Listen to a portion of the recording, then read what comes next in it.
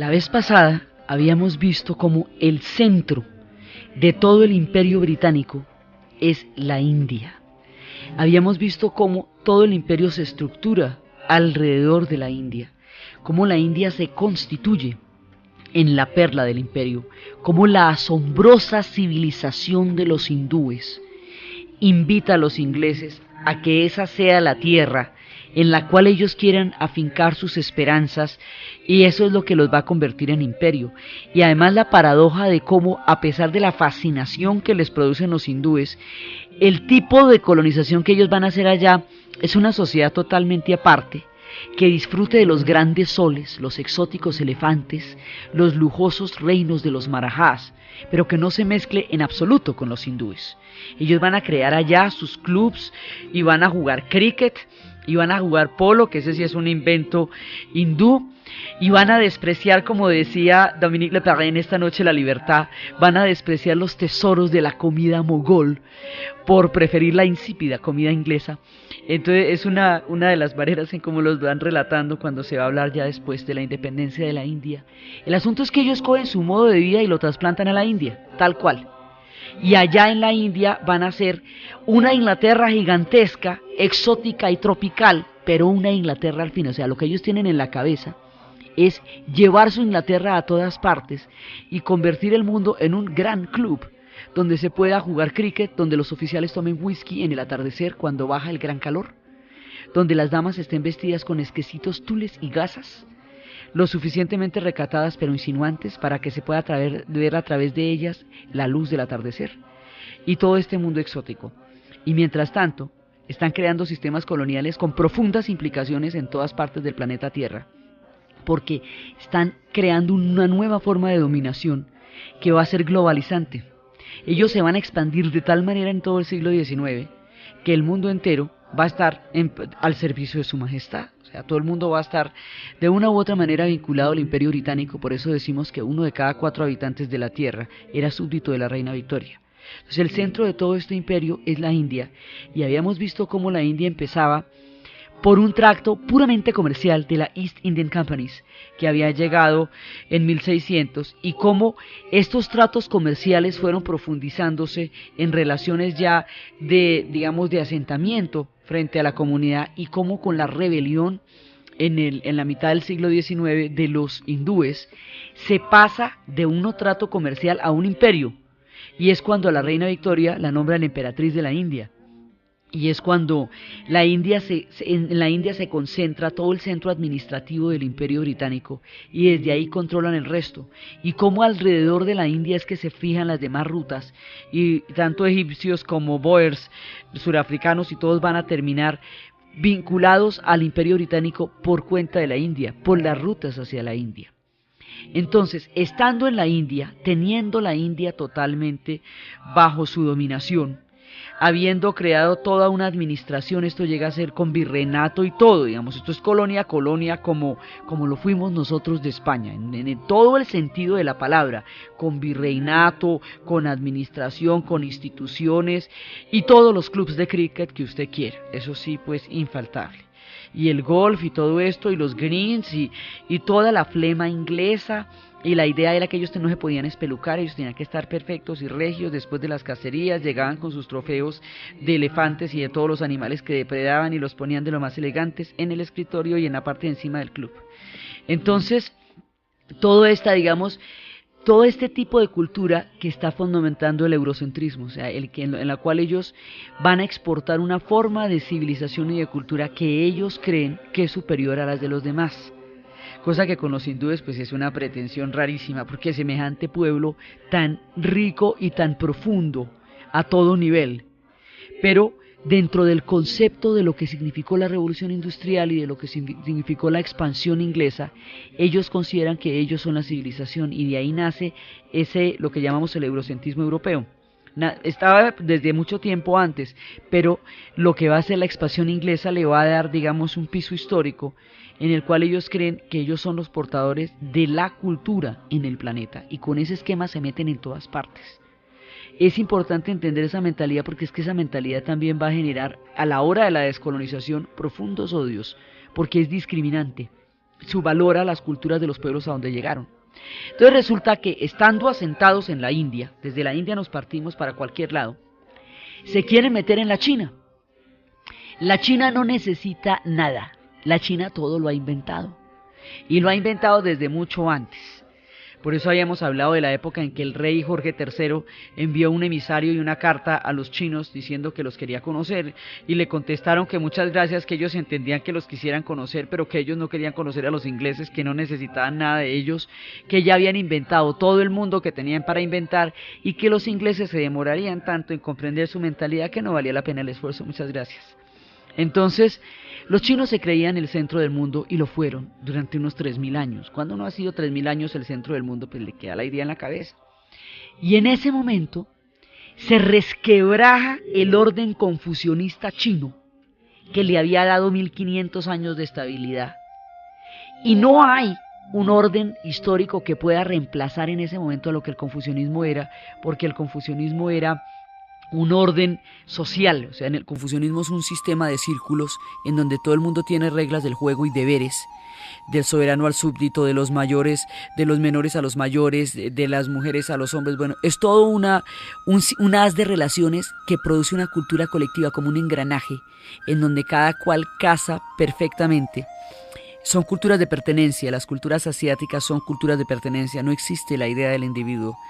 Entonces los chinos habían logrado una estabilidad muy grande a través del confucianismo, y cuando el régimen confucionista colapsa, ya se agota en el tiempo, en ese momento la China se debilita totalmente y ya no puede mantener el aislamiento que durante tanto tiempo la protegió de la voracidad de los imperios que se gestaban alrededor suyo. Entonces, al lado de la China se está haciendo súper fuerte Japón, que con la dinastía Meiji desarrolló un proyecto de 400 años de consolidación e industrialización y luego expansión militar. Y por el otro lado vienen los ingleses, así que la China está en problemas. Entonces los ingleses, como no pueden lograr mercados de la China, porque la China de verdad no necesita nada, ellos todo lo producen. Tienen una crisis interna profunda, pero las cosas que necesitan ellos las pueden tener. Entonces van a crear un mercado en vista de que no lo necesitan, porque ¿cómo así que no? Y lo que van a hacer es increíble. Lo que van a hacer es sembrar opio en la India y meter el opio de contrabando en la China para volver a la población adicta, para que el consumo de opio se generalice, para que por esa vía se cree un mercado que de otra manera no existiría con la China. La maniobra es gravísima. Entonces eso se conocería como las guerras del opio. Entonces, ahora, ¿por qué se volverían adictos al opio? Pues que resulta que el opio tiene una sustancia que se llama las opiáceas, que reemplaza las endorfinas. Y las endorfinas son las sustancias que producen el placer y el alivio en el organismo, lo que hace que después del machucón, inmediatamente después se produzca el alivio, lo que hace que el cuerpo tolere las temperaturas del frío al calor. Entonces las endorfinas, cuando usted consume las opiáceas sustituyen la producción de endorfinas. Entonces el cuerpo deja de producirlas porque las está adquiriendo de manera artificial. Si usted deja de tener la adquisición artificial de las endorfinas, el cuerpo entra en un síndrome de abstinencia, y como no tiene tolerancia ni al frío, ni al calor, ni al hambre, ni a la sed, ni al dolor, entonces eso es una cosa insoportable. Por eso la adicción que producen las opiáceas es física. Entonces le van a meter esa cantidad de opio a China, y el opio adormece, produce un letargo, un largo letargo. Entonces, ¿qué además se lo meten de contrabando? Entonces resulta que las autoridades chinas mínimamente prohíben el contrabando de opio. Pues porque es un contrabando, está acabando con las divisas nacionales y está generando un problema social gravísimo entre la población. Pues los ingleses les declaran la guerra, que para poder seguir contrabandeando opio a China. Digamos, es una cosa increíble. Les declaran la guerra, ahí como lo ven. Y en esa guerra, como eso era pelea de toche con guayaba, porque en ese momento los chinos no tienen absolutamente ninguna posibilidad de responder a una guerra de esas. Entonces, en ese momento, lo que hacen es obligarlos a abrir los puertos. Entonces, la China se protegía aislándose. Y de esa manera, ella ha tenido crisis a lo largo de su historia, muchas crisis. Pero el aislamiento permitía que pudiera solucionar las crisis ella solita saliera, se fortaleciera y todo bien. Ahora ya no se puede aislar, porque con el mundo de los imperios del siglo XIX ya no existe el aislamiento. El mundo se está globalizando desde entonces. Ahora lo que pasa es que los medios de comunicación lo hacen más evidente, pero la globalización empieza con el colonialismo. Entonces, resulta que lo que hace Inglaterra es que China pierde las dos guerras del opio, y al perderlas, la obliga a abrir los puertos, es decir, la obliga a que Shanghái comercie a juro con los ingleses bajo la fuerza de las armas por medio de la cual la sometió. Y le quita a Hong Kong, ahí en ese momento es que le quita a Hong Kong. Y Hong Kong se vuelve una colonia británica la más exótica que usted se imagina, porque con esa cantidad de barcos en donde viven las personas rodeando la bahía, y con esa cantidad de especias, y esa cantidad de culebras que se venden en los mercados, y los clubes de cricket, entonces eso sí queda muy sofisticado. Hong Kong desde entonces será británica, y la devolución se haría frente a todos en vivo y en directo en 1997, ya había pasado todo el siglo, y es a raíz del terrible episodio de las guerras del opio que los británicos se hacen a Hong Kong y empiezan a ejercer una decisiva influencia en la China, y ponían letreros en los clubes que decían prohibida la entrada a los perros y a los chinos en China. Y es uno de los episodios más complejos de todas las etapas de colonización en la presencia de los ingleses en la China.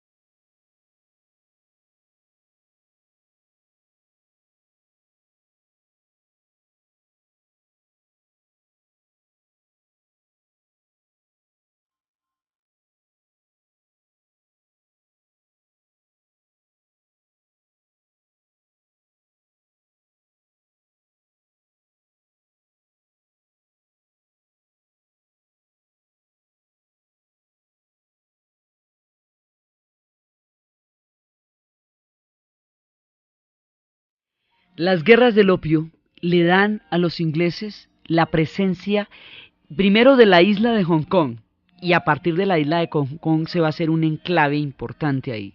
Segundo, de la presencia comercial en Shanghái y en los grandes puertos de las gigantescas ciudades chinas. Y por esa vía se van a expandir hacia el Pacífico y se van a expandir hacia lo que va a ser después Singapur y todo eso. Digamos, por esa vía de la China van entrando a tener una fuerte influencia en esas zonas del Pacífico. Eso por un lado. Ya el Capitán Cook ha descubierto Australia, ahí la tenemos, ahorita vamos a contar historias sobre Australia.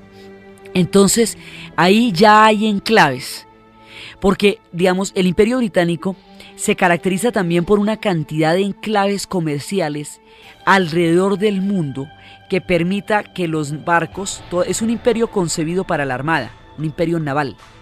Entonces la armada va abasteciéndose en los diferentes puertos y va llevando mercancías e intercambiando mercancías. Y así es que ellos se van enriqueciendo a través del comercio y de la revolución industrial. Entonces ellos están, con la revolución industrial, ellos están produciendo manufacturas, telas y productos manufacturados. Y de todo ese montón de colonias que van cogiendo en el mundo es donde sacan las materias primas. Y así van cumpliendo el ciclo. Y tienen una producción textilera con la que no puede competir nadie, entre otras cosas porque nadie tiene las máquinas las tienen ellos. Entonces resulta mucho más barato la producción que ellos tienen que la que cualquier país tenga. Entonces, cuando llegan a la China, imagine la dicha, la seda, toda la cantidad de cosas maravillosas que encuentran en la China, y todo eso va nutriendo la imagen del imperio. Se van llenando de cosas exóticas y su sentido de superioridad se ve afianzado cada vez que conquistan un territorio más. Entonces, por este lado, van hacia la China y se va expandiendo por todos lados en la parte de Oriente. Cerca de casa, ahí al ladito de los británicos, va a pasar una hecatombe, y esa hecatombe es la que va a poblar Australia. Entonces, finalmente de ahí es que va a salir la primera población de Australia, que hasta ahora estaba descubierta por el capitán Cook. Resulta que cerca de casa es la Verde Irlanda.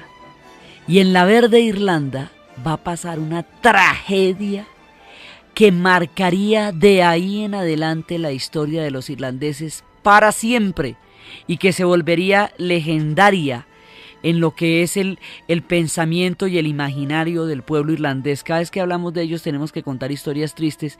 Desafortunadamente el destino ha sido sumamente grave con ellos.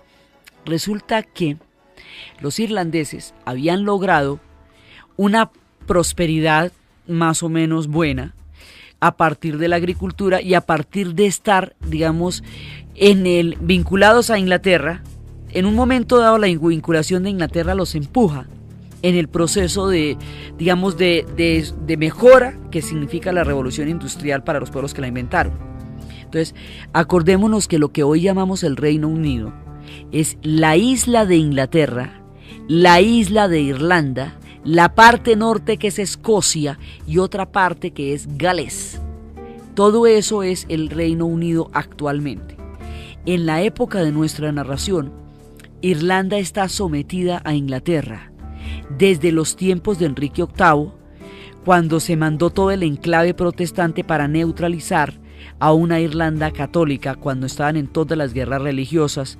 En ese momento Irlanda pierde esas guerras, pierde con la batalla de Boyne, pierden los católicos, ha huido Jacobo, y entonces Irlanda queda sometida de mala manera al destino de los ingleses porque es a manera de subordinación. Irlanda pierde esa batalla y con esa perdió todas las batallas.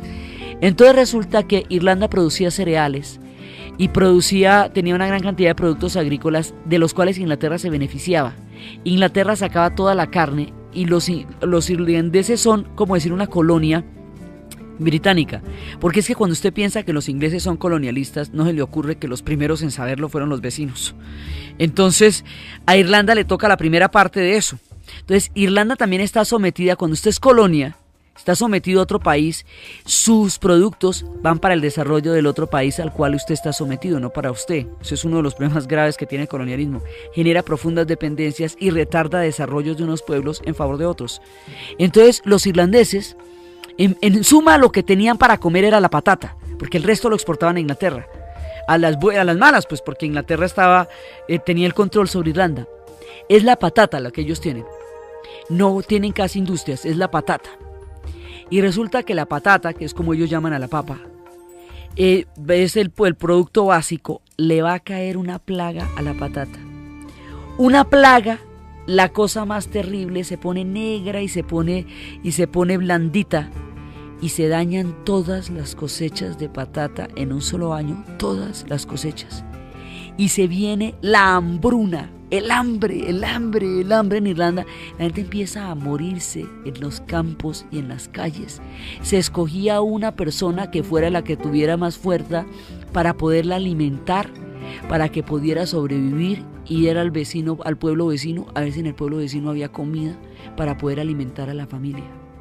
Y viene el hambre más terrible que usted se imagina, el hambre más desoladora. Y frente a la hambruna de Irlanda, la gran hambruna, la hambruna generalizada, Inglaterra no hizo nada. Con todo su poderío, con todo su esplendor, con toda su riqueza, con toda la capacidad que tenía en ese momento, porque era la dueña del mundo entero, se sentó a ver morir a los irlandeses, a verlos morir sin ayudarlos de ninguna manera. Mire, la amargura que esto produjo, usted no se la imagina, es una cosa increíble. Los vieron morir, los dejaron morir a todos. Los irlandeses mueren de hambre físicamente. Y cuando se dan cuenta de que ellos están solos, que nadie los ayudó, porque es que nadie en Europa los ayudó tampoco, los irlandeses se sentaron a morir de hambre. Y los campos se desolaron de plagas y de enfermedades de un pueblo agónico. Y nadie los ayudó. Y como nadie los ayudó, ellos dijeron que ellos estaban solos. La palabra gaélica para nosotros solos es Sinn Féin, nosotros solos. Y eso les va a dar una furia a los irlandeses, la cosa más impresionante, porque se sienten directamente maltratados. Ellos sienten una criminalidad en su hambruna, porque nadie los ayudó. Y eran parte del imperio más importante que había en ese momento en el planeta Tierra. Es inexcusable la manera como esta gente murió. Ellos eran 8 millones de habitantes. Con la hambruna, 4,5 emigraron, 4,5 de 8. Esos 4,5 millones de habitantes que emigraron se fueron para los Estados Unidos. Por eso es que la historia de Irlanda continúa en Estados Unidos. Allá van a llegar en grandes migraciones, van a llegar a la isla Ellis, van a llegar a los puertos de Boston, una parte importante, y de ahí en adelante emigrarían, y la tradición de migración de los irlandeses se ha vuelto una tragedia continua. Hasta ahora, recientemente, llegó por primera vez un barco de migrantes a vivir a Irlanda. Los irlandeses no la podían creer, porque toda la vida se han ido ellos. Tienen de a 8 y 10 hijos, y de esos 8 y 10 hijos, por lo menos 4 se tienen que ir. Tiene que tener mucha gente para que siga habiendo irlandeses entonces en Irlanda. Entonces empieza la tragedia, y de ahí en adelante la migración va a ser continua. De ahí en adelante todos los irlandeses van a emigrar. La mayoría de la gente que muere en el Titanic ya mucho más adelante, en 1912, esos van a ser irlandeses de tercera clase. Fueron los que murieron ahí porque no había salvavidas para ellos. Entonces, la hambruna produce el episodio más amargo en la historia de Irlanda, y es la que les va a dar a ellos la rabia para intentar el autogobierno, Home Rule. Y de ahí en adelante los irlandeses van a empezar a desarrollar movimientos independentistas, grandes rebeliones contra los británicos por el derecho a gobernarse ellos solos, porque si no les sirvió de nada pertenecer al imperio británico a la hora de una hambruna de esas, si no los pudieron ayudar, si no los quisieron ayudar, porque no era cuestión de poder, si no los quisieron ayudar cuando la adversidad se ensañó con ellos, entonces no necesitarían pertenecer a ese imperio para nada, entonces estarían mejor solos. Entonces empiezan las rebeliones, y empieza lo de Sinn Féin, y de aquí en adelante la historia de rebeliones se va a hacer más profunda. Ya ha sido grande, ya en tiempos de Cromwell vimos que la cosa fue gravísima, pero de aquí en adelante esto se vuelve una decisión histórica que hace de Irlanda un pueblo y un país, una isla, en permanente rebelión. Las permanentes rebeliones de los irlandeses, que se suceden unas a otras, o sea, los irlandeses se vuelven rebeldes por definición, porque así no se puede vivir, y porque quedó comprobado con la gran hambruna que no les sirve de nada pertenecer al imperio británico, que ellos no se benefician de eso, pero en cambio sí se perjudican mucho. Entonces empiezan las rebeliones por el Home Rule, la autonomía, el mandarse ellos, el convertirse en unos rebeldes constitucionarios. Los 4,5 millones que quedaron, los 4 que quedaron, que eran ya mejor dicho la gente que no se pudo ir, se vuelven unos rebeldes terribles, y esa rebeldía va a ser sistemática y duramente castigada por los británicos. Permanentemente los británicos van a someter a los irlandeses, hasta el punto de que van a deportarlos masivamente a una isla prisión, que por el tamaño de la isla será un continente prisión, porque es muy grande, que se va a llamar Nueva Gales del Sur, y que hoy conocemos como Australia. La Australia del capitán Cook se va a poblar con los prisioneros irlandeses que se rebelan contra Inglaterra después de la infame hambruna de la patata, contra la gente de la rebelión. Les ponían en los pies grilletes con bolas de acero. Por eso ellos dicen que llegaron a Australia en pies de hierro, in iron feet. Los que llegan en pies de hierro son los que llegaron como prisioneros. Entonces los cogen y los meten en los barcos y los deportan. Así, pero en lugar de, así como los rusos deportaban a toda su población carcelaria a Siberia, y Siberia era el extramuro y el exilio en Rusia, pues a esto los van a deportar a Australia, y Australia es la Siberia de los irlandeses. Y estos van a llegar allá católicos, van a llegar allá como prisioneros, con la condición de que no vuelvan jamás, nunca, a pisar tierra británica. Entonces, eso hace que la condición de la formación de Australia sea dolorosísima, porque son las prisiones de Nueva Gales del Sur que son tanto en la parte continental de Australia como en Nueva Zelanda. Y ahora más adelante, cuando los australianos se forjen como identidad y como pueblo, van a negar el origen en las familias y se va a producir un secreto total. Y nadie va a hablar de que sus abuelos llegaron en cadenas como prisioneros. Eso se va a volver, digamos, una vergüenza social. Pero todos vienen de allá porque eso era una isla prisión. Entonces, todos descienden de prisioneros. Entonces, fue con esto que poblaron Australia. Esa Australia cuyos habitantes nativos, los aborígenes, habían sido declarados no existentes, tierra nullis. Pensaron que los australianos no eran humanos, los aborígenes australianos, porque su religión no tiene templos ni catedrales, sino que los mensajes con el mundo de los sueños están escritos en los ríos y en las quebradas y en los arcoíris. La naturaleza es el templo de los aborígenes australianos y es la clave donde se salvaguardan los secretos del mundo de los sueños de donde ellos vienen. Pero eso los blancos no lo descifraron porque los blancos no entienden nada que no tenga catedrales o que no tenga piedra. Entonces, como no lo ven, piensan que no tiene religión. Como piensan que no tienen religión, los toman como seres inexistentes. A una tierra de seres inexistentes, condenados a no ser vistos, llegan, llenos de dolor y rebeldía, los prisioneros de Irlanda.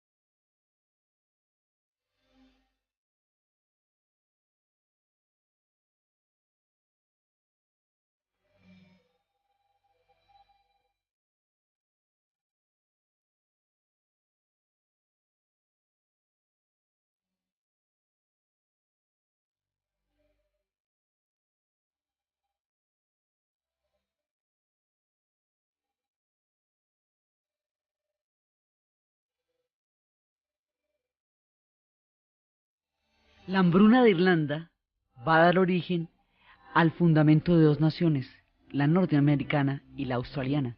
Los Estados Unidos se va a nutrir ya en su desarrollo sobre las migraciones irlandesas y las migraciones italianas.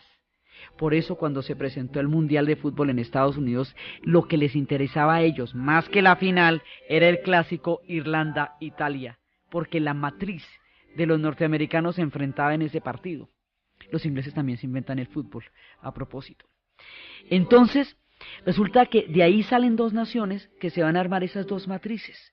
4,5 millones de irlandeses en Estados Unidos, pues es una población increíblemente grande, por eso allá se celebra el día de San Patricio y todo el mundo se viste de verde, por eso allá tanta cantidad de gente tiene los apellidos Mac y O, los Mac por los escoceses y los O por los irlandeses, todos los que son O'Donnelly, O'Brien, O'Malley, una O con una coma, esos son apellidos gaélicos irlandeses, y los Mac son escoceses, y como esos dos pueblos se mezclaron allá, entonces la mayoría de la gente allá tiene estos apellidos en Estados Unidos, y el acervo irlandés es profundamente fuerte, y por eso es que la historia de Irlanda continúa en los Estados Unidos después de la hambruna y continúa en Australia después de la rebelión.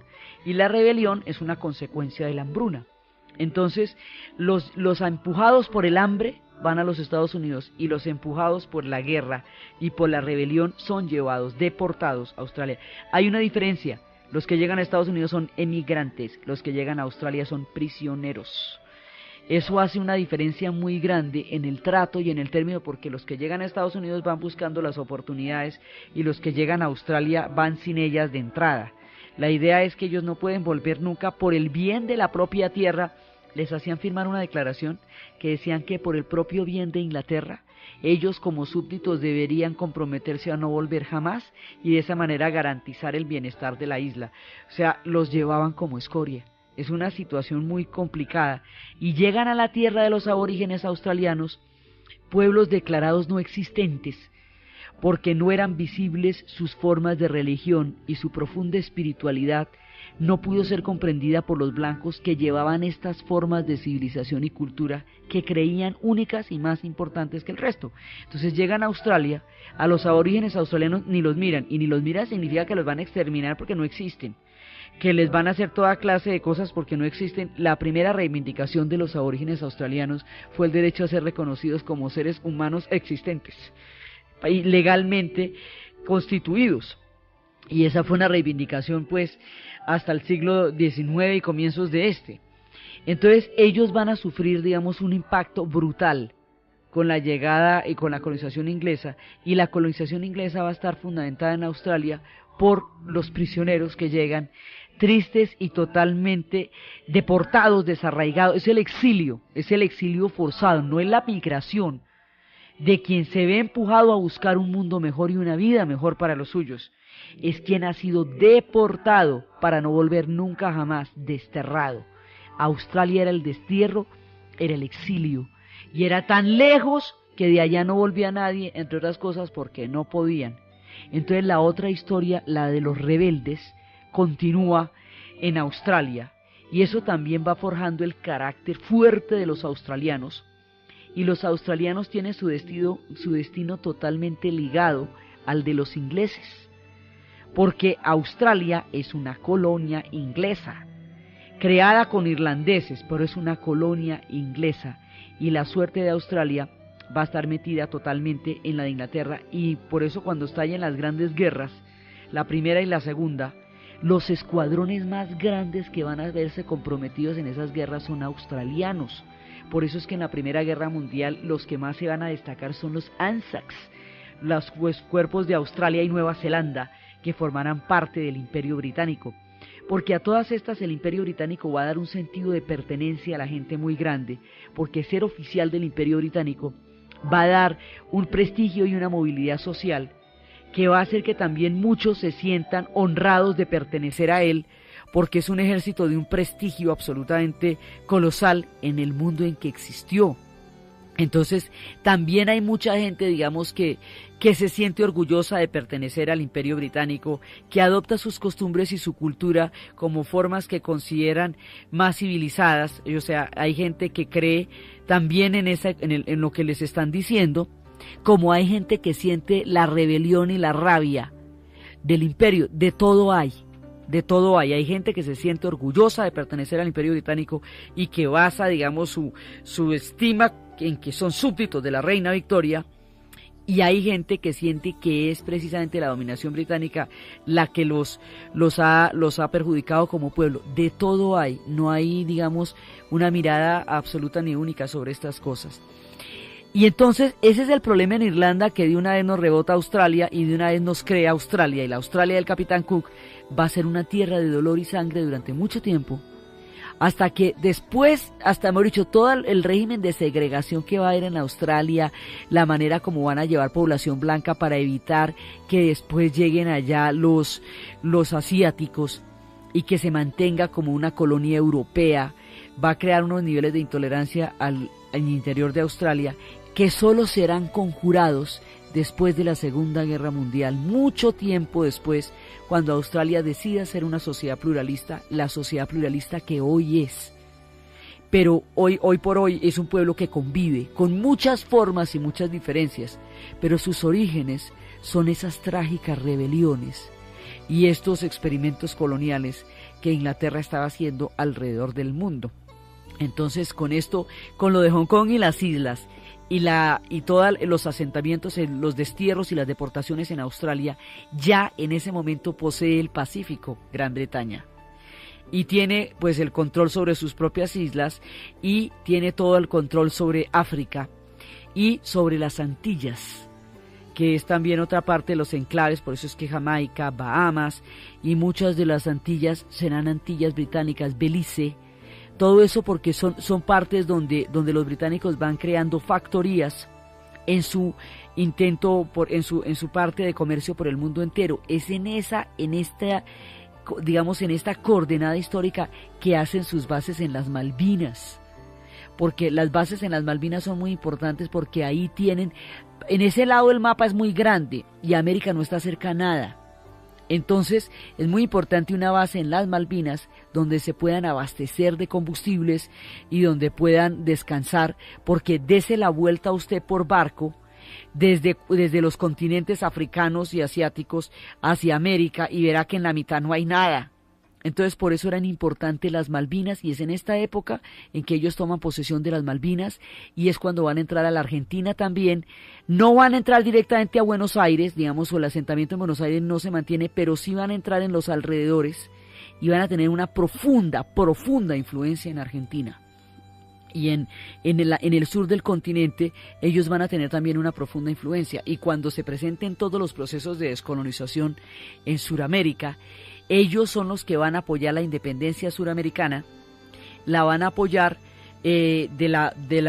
con respecto a España, que es lo que siempre habían deseado. Por eso ellos son los que más van a apoyar la independencia con armas, con dinero, e incluso algunos de ellos van a pelear acá. Digamos, en este momento no hay jugada en la tierra en donde los ingleses no estén, porque son en ese momento los dueños del balón. Entonces, en todas estas hay un conflicto gravísimo que va a determinar el destino de una nación, que va a conocer a partir de aquí todas las expresiones y los matices del dolor, de la intolerancia, del odio. Una de las historias más duras que uno se puede imaginar, como si las que hubiéramos contado no lo fueran ya: la guerra de los Boers. La guerra de los Boers tiene lugar en Sudáfrica. En Sudáfrica se va a producir una de las guerras más grandes, digamos, un conflicto muy importante, muy fuerte. Habían llegado a Sudáfrica buscando las rutas a la India. Entonces, como todo, ¿no? Buscando las rutas a la India. Entonces, buscando las rutas a la India, habían llegado, ellos ya habían conquistado toda la parte de arriba, van llegando a Sudáfrica, y en Sudáfrica está una población holandesa, una población que había llegado en 1600 y que había llegado, eran holandeses protestantes, que habían llegado con la idea de que el gran libro, que la Biblia, los había elegido para llevar el mensaje del Señor a los paganos africanos. Los holandeses llegaron considerando que los africanos que vivían en ese momento en Sudáfrica eran seres casi pues sin alma, que ellos iban a llevarles la religión y las buenas costumbres. Esto es de eurocentrismo europeo, la idea de que hay pueblos que no poseen cultura y hay quienes sí, y que culturizarlos es llevarle las costumbres y las creencias de un pueblo al otro. Los africanos llevan ahí 1500 años. Y allá llevaban bastante tiempo. Entonces, allá los holandeses se van a asentar de una manera definitiva. Y el asentamiento de los holandeses va a transformar la faz de Sudáfrica. Y allá van a haber una cantidad de conflictos tribales que existían de vieja data entre los pueblos que originalmente habían habitado Sudáfrica, los Xhosas y los bosquimanos fundamentalmente, pero los bosquimanos están muy dentro del desierto. Y los Zulú. Los Zulú son una gran migración que había llegado ya hacía 1000 años del África Central y que hablan una lengua que es la lengua bantú. Son muchos pueblos los que hablan la lengua bantú. Entonces los Zulús van a llegar allá, y estos pueblos van a tener muchas diferencias los asentamientos zulús que fueron llegando con los pueblos que ya existían en Sudáfrica. Sobre este conflicto ancestral y legendario que se expresaba en una cantidad de guerras tribales, van a llegar los holandeses. Y los holandeses se van a asentar allá desde 1600, y aquí que estamos en el siglo XIX, pues ya hacía 3 siglos estaban allá. Entonces, cuando los ingleses empiezan a buscar sus aspiraciones en Sudáfrica, ellos, a partir de la Santa Alianza de 1815, después de la derrota de Napoleón, los ingleses confirman la supremacía británica en la colonia del Cabo, en el África Austral. Y a partir de ese momento los británicos intentan imponer la cultura no solamente a las comunidades negras que habitaban la región, sino a las comunidades holandesas. Los colonos holandeses se les llama Boers o Afrikaners. Entonces la guerra de los Boers es una guerra contra los colonos holandeses. Entonces, allá Inglaterra, en Sudáfrica, va a librar 2 guerras.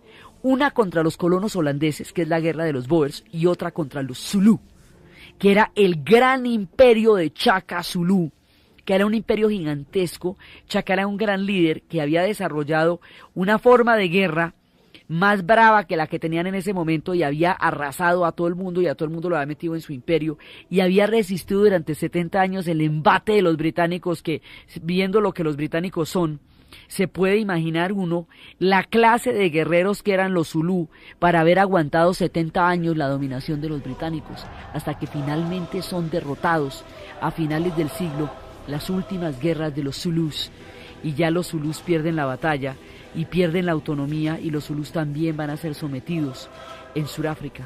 Entonces, después de someter a los Zulús, después de enfrentarse al gran imperio de Chaka, después de que Chaka había creado un gran reino, había unificado una cantidad de territorios, había creado su propio régimen de terror también, y alrededor de una potencia guerrera que en ese momento era más grande que los demás pueblos africanos, había logrado una supremacía en el África indiscutible, hasta cuando finalmente, después de muchísimos enfrentamientos con los ingleses, van a perder, porque los ingleses ya tienen los rifles de repetición, y rifle de repetición mata lanza, porque la estrategia de Zulú era una estrategia de lanzas muy superior a las estrategias, porque ellos tenían unas lanzas mucho más largas y tenían una estrategia muy superior a las de los demás pueblos, pero no superior al rifle de repetición. Entonces, con el rifle de repetición, los Zulú van a terminar por perder la guerra.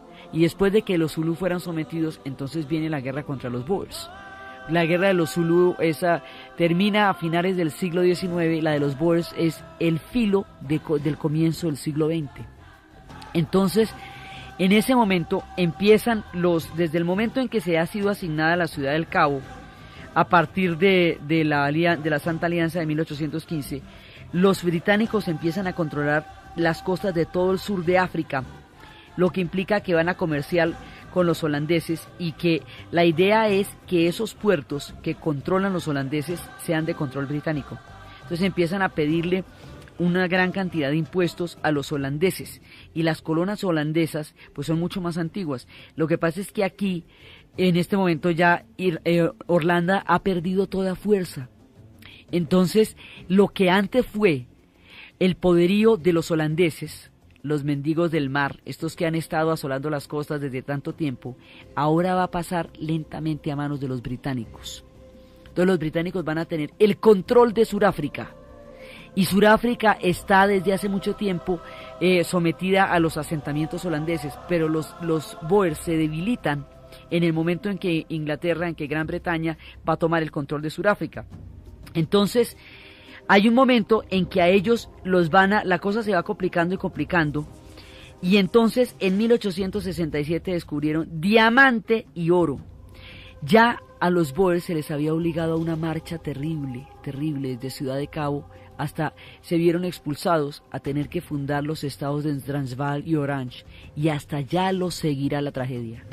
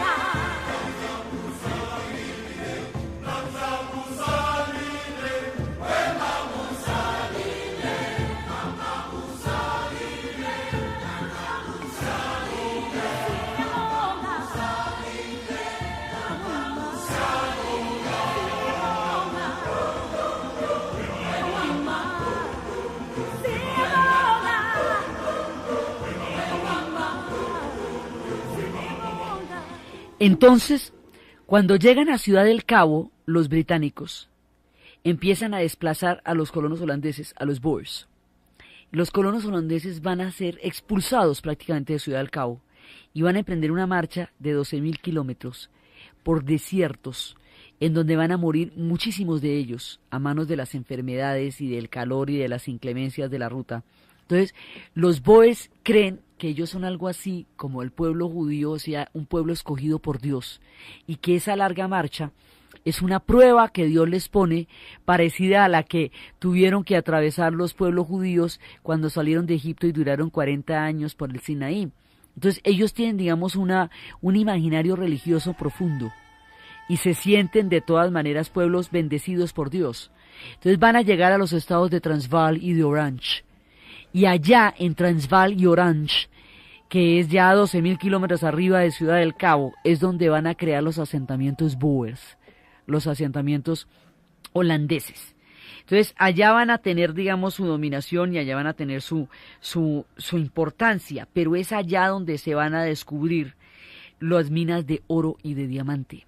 Entonces esas minas de oro y de diamante, por un lado, le darían una importancia económica muy grande a los Boers, pero por otro lado atraen toda la ambición de los británicos.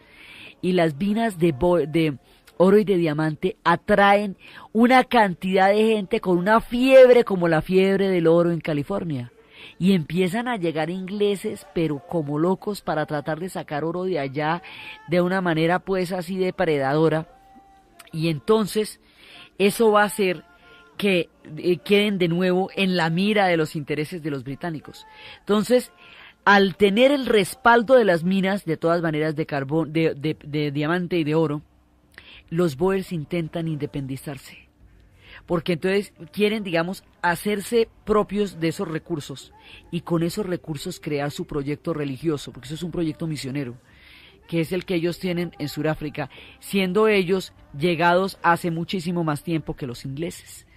Entonces los Boers con esto van a intentar la independencia y se van a enfrentar a personajes inamovibles como Rhodes, Lord Rhodes, que es un personaje que él hizo frente, digamos, con toda la represión del mundo. Sir Rhodes era el que decía que el África debería ser inglesa del Cabo al Cairo, es decir, desde el extremo de Sudáfrica en el Cabo de la Buena Esperanza hasta el Cairo, en Egipto.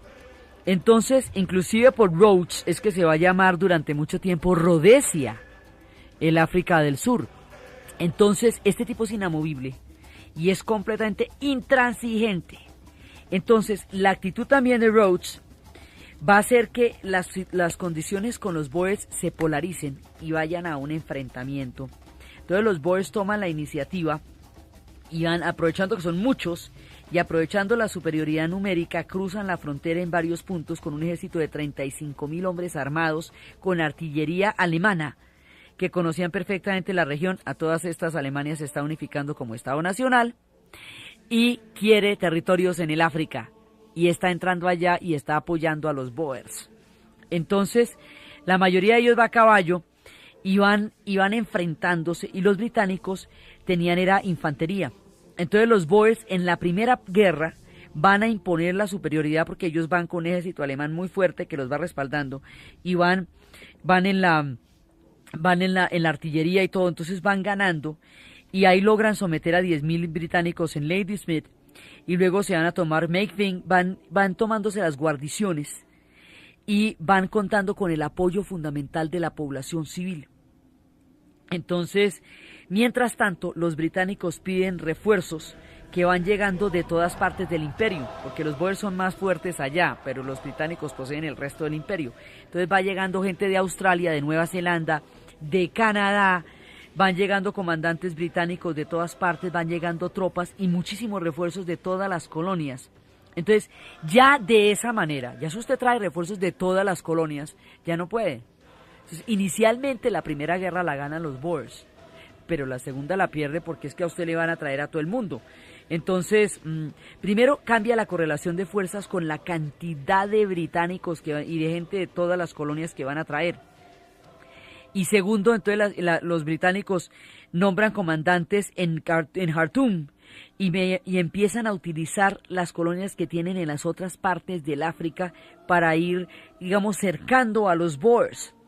Entonces, tienen su objetivo es un centro minero importantísimo que se llama Kimberley, que es donde está el general French.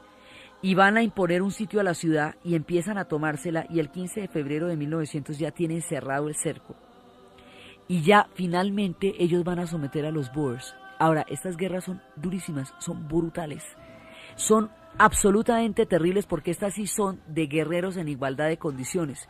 Las guerras Zulú son terribles, pero ahí estamos en el rifle de repetición contra la lanza. Estas son guerras de ejércitos que tienen condiciones similares, guerras de choque muy fuertes, en la cual los Boers se defienden con todo y los ingleses atacan con todo. Estas guerras son totales, pues son terribles. Es durante la época de la guerra de los Boers que, por la estructura de los rifles en ese momento, si usted prendía un cigarrillo, le daba el cigarrillo a la otra persona, cuando prendieran el tercer cigarrillo, el otro ya alcanzaba a cargar y a dispararle. Es a partir de la guerra de los Boers que viene el agüero de no prender el tercer cigarrillo, porque el tercer cigarrillo venía acompañado del balazo, porque ahí sí alcanzaban a limpiar y a cargar el rifle para poderlo disparar. El agüero arranca de 1900, la guerra de los Boers.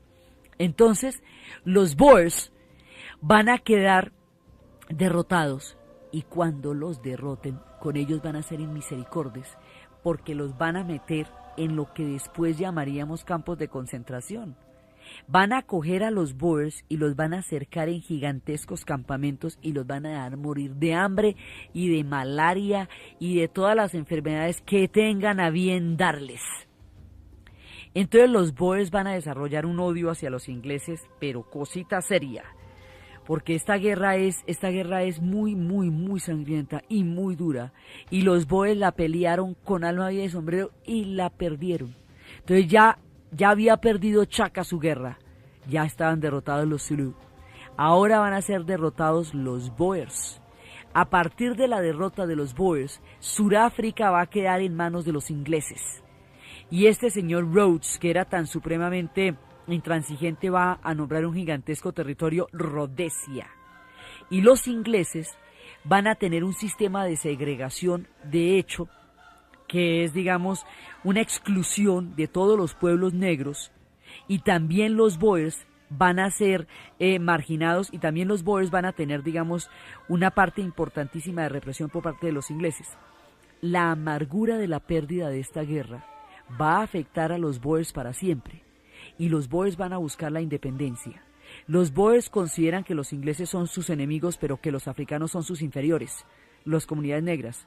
Entonces, cuando finalmente, ya en 1935, los Boers logren independizarse, todas estas herencias de discriminación y de odio las van a constituir más adelante en un paquete de leyes que avergonzará al mundo entero, que será el apartheid. Y el apartheid se va produciendo entre todas estas segregaciones, historias de odios, de derrotas y de exclusiones que van perfilando el sombrío, cruel y terrible panorama surafricano a finales del siglo y durante todo el siglo XX. Y todo este tiempo está ocurriendo bajo la férula de la dominación inglesa. Entonces, desde los clubes de cricket que teníamos en la India para recibir el sol del atardecer, hasta las guerras del opio en la China, pasando por las historias de las Antillas, por la hambruna en Irlanda, por los pueblos que llegan en cadenas a Australia, por la gigantesca migración en la isla Ellis que va a poblar los Estados Unidos, por todas las partes donde el Imperio Británico está forjando la geografía del siglo XIX, en el relato de Ana Uribe y en la asistencia técnica César Moreno, y para ustedes feliz domingo.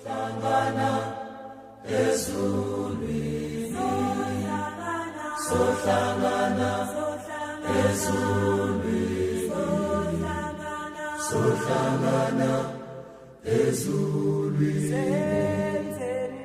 senzeni na, senzeni na, senzeni na, senzeni na, senzeni na, senzeni na, senzeni na. Says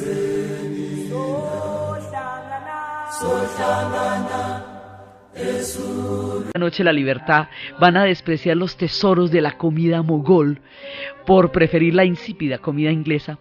Entonces es una de las maneras en cómo los van relatando cuando se va a hablar ya después de la independencia de la India. El asunto es que ellos cogen su modo de vida y lo trasplantan a la India, tal cual. Y allá en la India van a ser una Inglaterra gigantesca, exótica y tropical, pero una Inglaterra al fin. O sea, lo que ellos tienen en la cabeza es llevar su Inglaterra a todas partes y convertir el mundo en un gran club donde se pueda jugar cricket, donde los oficiales tomen whisky en el atardecer cuando baja el gran calor, donde las damas estén vestidas con exquisitos tules y gasas, lo suficientemente recatadas pero insinuantes para que se pueda ver a través de ellas la luz del atardecer, y todo este mundo exótico. Y mientras tanto, están creando sistemas coloniales con profundas implicaciones en todas partes del planeta Tierra, porque están creando una nueva forma de dominación que va a ser globalizante. Ellos se van a expandir de tal manera en todo el siglo XIX que el mundo entero va a estar al servicio de su majestad. O sea, todo el mundo va a estar de una u otra manera vinculado al Imperio Británico. Por eso decimos que 1 de cada 4 habitantes de la Tierra era súbdito de la reina Victoria.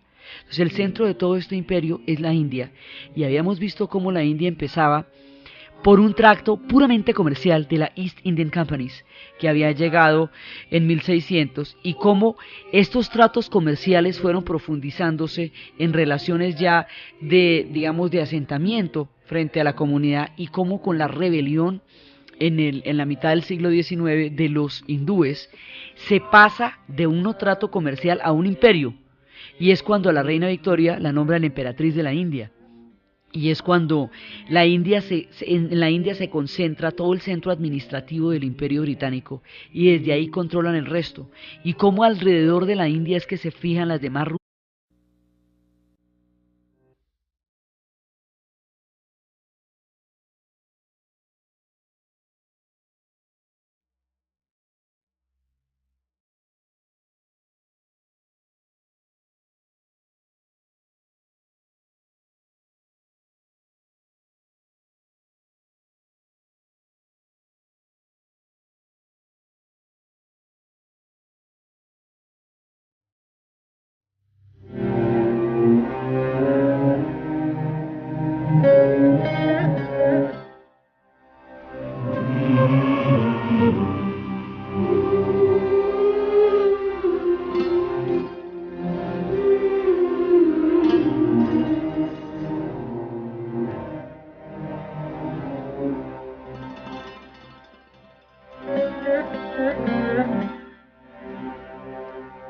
Buenas.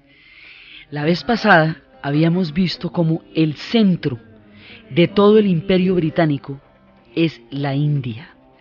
Habíamos visto cómo todo el imperio se estructura alrededor de la India, cómo la India se constituye en la perla del imperio, cómo la asombrosa civilización de los hindúes invita a los ingleses a que esa sea la tierra en la cual ellos quieran afincar sus esperanzas, y eso es lo que los va a convertir en imperio.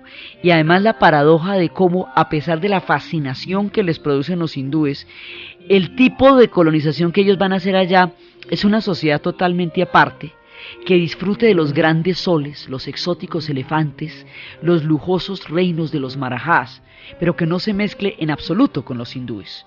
Ellos van a crear allá sus clubs y van a jugar cricket y van a jugar polo, que ese sí es un invento hindú, y van a despreciar, como decía Dominique Le Perrin, está bien en los ingleses, así que la China está en problemas. Entonces los ingleses, como no pueden lograr mercados de la China, porque la China de verdad no necesita nada, ellos todo lo producen. Tienen una crisis interna profunda, pero las cosas que necesitan ellos las pueden tener. Entonces van a crear un mercado en vista de que no lo necesitan, porque ¿cómo así que no?